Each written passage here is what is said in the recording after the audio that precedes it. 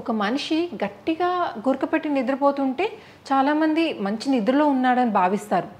యాక్చువల్గా జరిగేది దానికి ఎగ్జాక్ట్లీ విరుద్ధం అండి.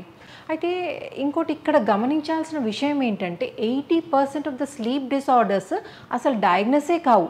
సో అట్లా డయాగ్నోస్ కానప్పుడు ఇది వేరే సీరియస్ కండిషన్, అంటే అబ్స్ట్రక్టివ్ స్లీప్ ఎప్నియా అనే సీరియస్ కండిషన్కి దారితీస్తుంది. సో గురకని అస్సలు అశ్రద్ధ చేయకూడదు. ఇప్పుడు మనము గురక కొట్టడానికి కారణాలు గురించి మాట్లాడుకుందాం.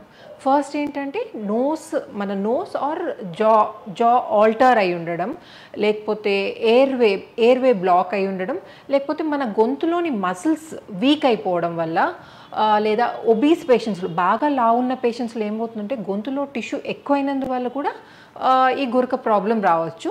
ఇవే కాకుండా ఆల్కహాల్, స్మోకింగ్, లేకపోతే స్లీపింగ్ పొజిషన్, లేకపోతే నిద్ర సరిగ్గా పట్టకపోవడం, లేదా స్ట్రెస్తో కూడా ఈ ప్రాబ్లం రావచ్చు.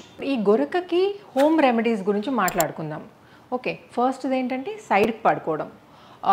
సెకండ్, ఇట్లా ఫ్లాట్గా కాకుండా తల కొంచెం ఎత్తులో, అంటే ఒక పిల్లో బదులు 2 పిల్లోస్ వేసుకొని పడుకోవడం, లేదా నేసల్ స్ట్రిప్స్ అని దొరుకుతాయి మార్కెట్లో, అవి యూస్ చేయడం వల్ల కానీ.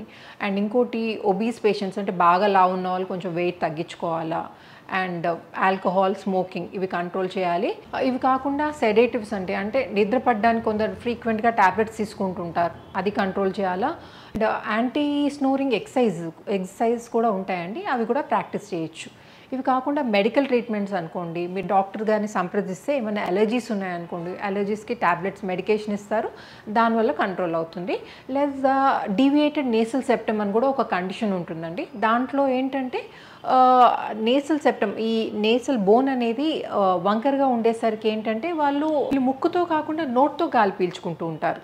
సో అది కూడా అల్టిమేట్గా గురకకు దారితీస్తుంది. ఇదే కాకుండా మీరు మీ డెంటిస్ట్ని అప్రోచ్ అయితే ఈ గురకను కంట్రోల్ చేయడానికి యాంటీ స్నోరింగ్ డివైస్ అని ఒకటి రెడీ చేసి ఇస్తారండి, దానివల్ల కూడా కంట్రోల్ అవుతుంది.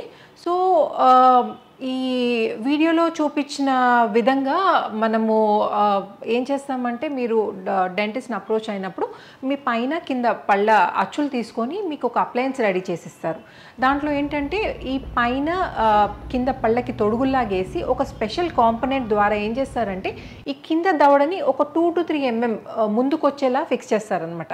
సో దానివల్ల ఏమవుతుందంటే మీ టంగ్కి సఫిషియెంట్ స్పేస్ వచ్చి మీ ఎయిర్వే అనేది క్లియర్ అవుతుందన్నమాట. దానివల్ల కూడా మీ గురక కంట్రోల్ అవుతుంది. ఓకే, అండ్ ఈ గురక గురించి కానీ వేరే ఇట్లాంటి ప్రాబ్లమ్స్ గురించి కానీ మీకు ఏమైనా డౌట్ ఉంటే నన్ను కామెంట్ సెక్షన్లో కానీ సంప్రదించవచ్చు, లేదా నాకు డైరెక్ట్గా కాల్ కూడా చేయొచ్చు. అండ్ ఈ వీడియో ఇన్ఫర్మేటివ్గా అనిపిస్తే please like, share and subscribe. Thank you.